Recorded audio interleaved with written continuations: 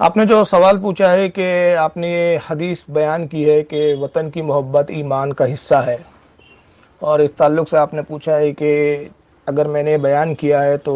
یہ بیان کرنا کہاں تک درست ہے، اور اس کے لیے کیا مجھے صرف رجوع کرنا کافی ہے یا توبہ کرنی پڑے گی؟ تو سب سے پہلے میں یہ عرض کروں کہ عام طور پر جو ہمارے لیڈران قوم ہوتے ہیں یہ اکثر اپنے بھاشنوں میں اس حدیث کو بہت بیان کرتے ہیں، اور کچھ جو خطبہ حضرات ہوتے ہیں جو تھوڑا سا معلومات جن کی وسیع نہیں ہوتی، وہ بھی عام طور پر اپنی تقریروں میں حدیث کہہ کر یہ بیان کرتے ہیں کہ حب الوطنی من الایمان، یعنی یہ کہ وطن کی محبت جو ہے وہ ایمان کا حصہ ہے۔ تو سب سے پہلے یہ سمجھے کہ وطن کی محبت ایک الگ چیز ہے، اور وطن کی محبت کو ایمان کا حصہ قرار دینا یہ ایک الگ چیز ہے، یہ دونوں علیحدہ علیحدہ چیزیں ہیں۔ اور تیسری بات یہ ہے کہ اس کو پھر رسول اللہ صلی اللہ تعالیٰ علیہ وسلم کی طرف منسوب کرنا، پھر یہ تیسری ایک الگ چیز ہے۔ تو بلا شبہ اس میں تو کوئی شک نہیں ہے کہ انسان کو اپنے وطن سے محبت ہونی چاہیے اور اس کو محبت رکھنی چاہیے، کہ ایک سچا مسلمان جو ہوتا ہے وہ جس بھی ملک میں جس وطن میں پیدا ہو تو اس وطن سے اس کو محبت ہونا چاہیے۔ یہ ایک انسانیت کا تقاضا بھی ہے اور یہ ایک اچھے انسان ہونے کی دلیل بھی ہے، لیکن ایمان کا حصہ اس کو قرار دینا یہ ایک علیحدہ بات ہے۔ اور جہاں تک یہ رسول اللہ صلی اللہ تعالی علیہ وسلم کی طرف حدیث کہہ کر جو منسوب کیا جاتا ہے تو یہ بہت بڑی ایک زیادتی ہے، اس لیے کہ یہ رسول اللہ کی نہ حدیث ہے نہ اس کا حدیث رسول ہونا ثابت ہے۔ اس تعلق سے متعدد محدثین اور علماء اہل سنت کے اس پہ اقوال ہے کہ ہمارے بزرگوں نے اور ہمارے محدثین نے جو خاص طور سے اپنے وقت کے جرح و تعدیل کے جو ہے بڑے بڑے امام گزرے ہیں، انہوں نے اسے حدیث رسول ہونے سے انکار کیا اور اس کو موضوع اور من گھڑت روایت قرار دیا ہے۔ جیسا کہ آپ امام ابو الفضائل الحسن بن محمد الصغانی، ان کی کتاب ہے موضوعات الصغانی، صفحہ نمبر 47 پر وہ اس حدیث کے بارے میں نقل فرماتے ہیں کہ حب الوطنی من الایمان ومنہا قولہم ای من الحدیث الموضوع، کہتے ہیں کہ یہ جو حدیث بیان کی جاتی ہے کہ وطن کی محبت ایمان ہے، تو کہتے ہیں کہ اس کے بارے میں قول یہ ہے علماء کرام کا کہ یہ من گھڑت حدیثوں میں شمار ہے، اس کا یہ موضوع اور من گھڑت حدیث ہے جس کو گڑھ لیا گیا ہے، جس کی کوئی اصل نہیں ہے۔ حضرت امام جلال الدین سیوطی رحمۃ اللہ تعالیٰ علیہ اپنی مشہور کتاب تدریب الراوی صفحہ نمبر 257 پہ فرماتے ہیں اسی حدیث کے بارے میں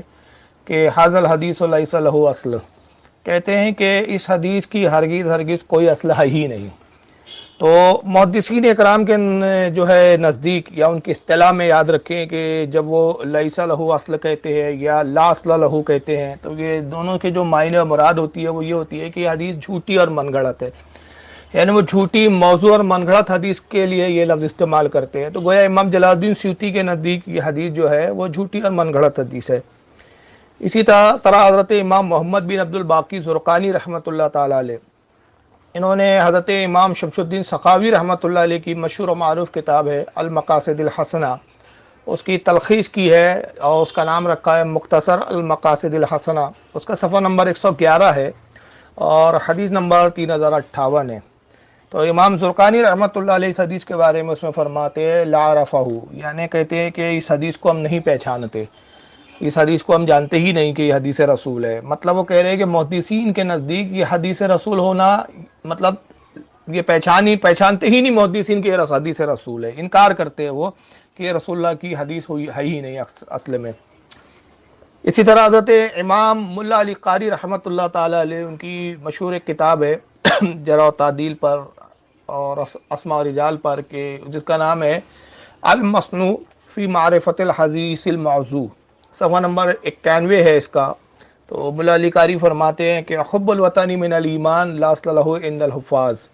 کہتے ہیں کہ وطن کی محبت ایمان ہے۔ اس حدیث کے بارے میں فرماتے ہیں کہ اس کی کوئی اصل نہیں حفاظ اکرام کے نزدیک، یعنی حفاظ سے یہاں مراد وہ محدثین ہیں جو حدیث کے بہت جانکار ہوتے ہیں، حافظ الحدیث جنہیں کہا جاتا ہے، حافظ کی جمع حفاظ ہے،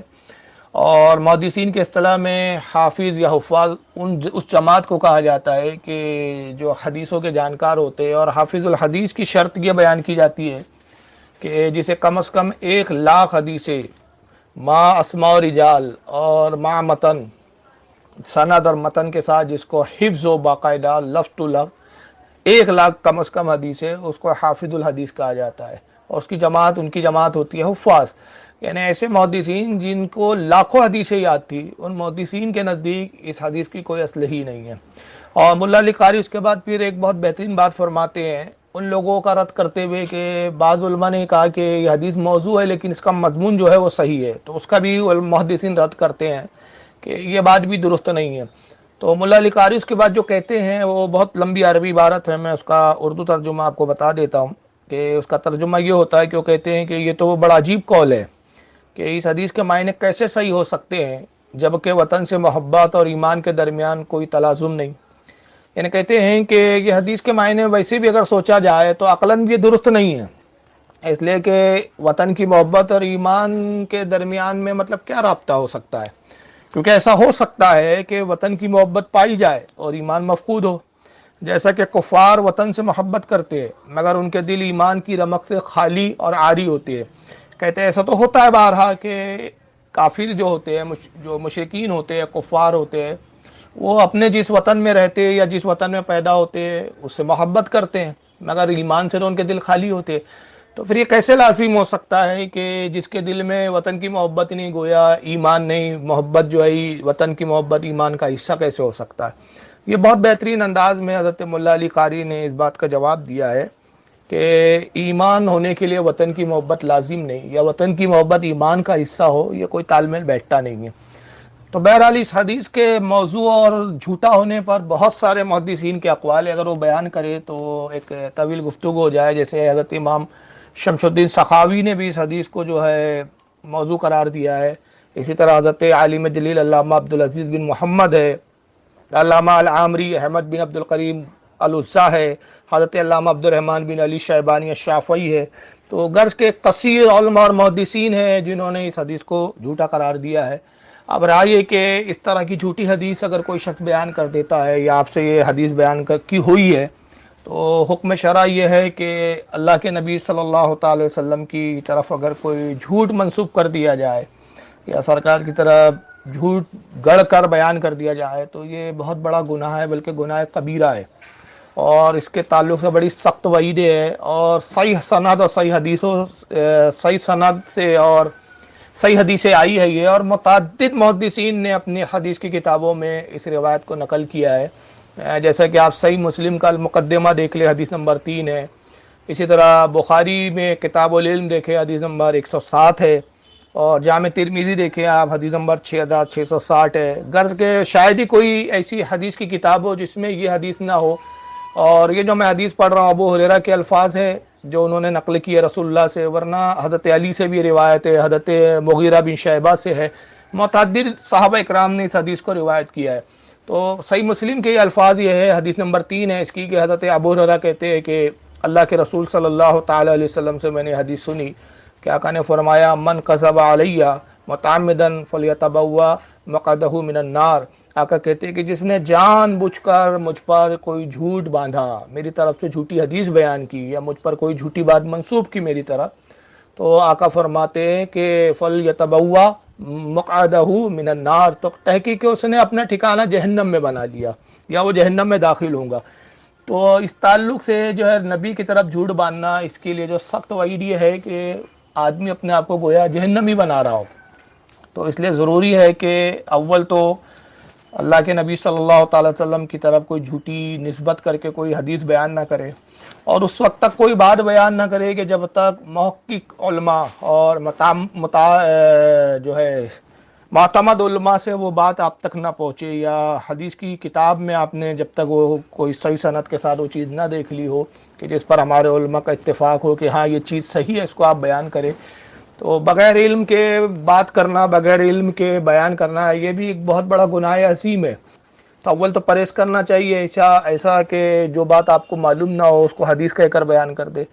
अब जबकि इस तरह की बात सरदर्द हो गई है तो उस पर तौबा लाजिम है और रुजू भी लाजिम है। रुजू तो यह है कि आप इकरार करें रुजू के तौर पर कि भाई मुझसे ये बात हो जो है बयान हो गई और ये हदीस रसूल नहीं है, मैंने इसको रसूलुल्लाह की हदीस कह दिया,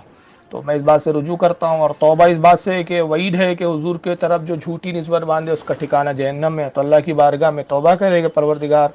مجھ سے یہ رسول اللہ کی طرف جو ایک جھوٹی بات منسوخ کرنے کی جو ہے گناہ ہو گیا ہے، مجھ سے یہ بات سردرد ہوئی ہے، اللہ تو معاف فرمائے۔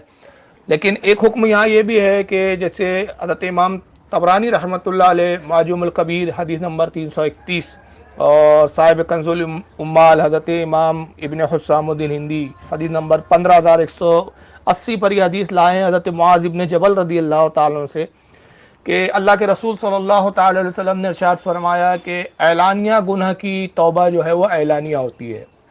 اور پوشیدہ گناہ کی توبہ پوشیدہ، یعنی گناہ اگر ایسا ہوا ہے کہ جو اعلانیہ ہو، جس کا اعلان ہو، جس کا گناہ جو ہے وہ نشر ہو جائے، لوگ اس گناہ سے واقف ہو جائے، تو اس کی توبہ بھی پھر اعلانیہ، اور اس کو توبہ بھی نشر کرنی چاہیے۔ تو بہتر ہے کہ اگر آپ نے اس کو یوٹیوب کے ذریعے یا انٹرنیٹ کے ذریعے یا واٹس ایپ وغیرہ کے ذریعے یہ حدیث کہہ کر لوگوں کو بتایا ہے، تو ان لوگوں تک یہ بات آپ پہنچائے کہ بھائی یہ مجھ سے جھوٹ سرزد ہو گیا ہے، میں اس سے توبہ رجوع کرتا ہوں، اور آپ بھی میری توبہ رجوع پر گواہ ہو جائیں، یہ ضروری ہے۔ اور اگر آپ نے ایسا نہیں کیا، گھر میں بیٹھ کے خالی توبہ کر لی، تو یہ توبہ صحیح نہیں ہے، شریعت کے مطابق نہیں ہے۔ اللہ تعالیٰ آپ کو سلامت رکھے۔ واللہ اعلم ثم رسول عالم۔ السلام علیکم ورحمۃ اللہ تعالیٰ وبرکاتہ۔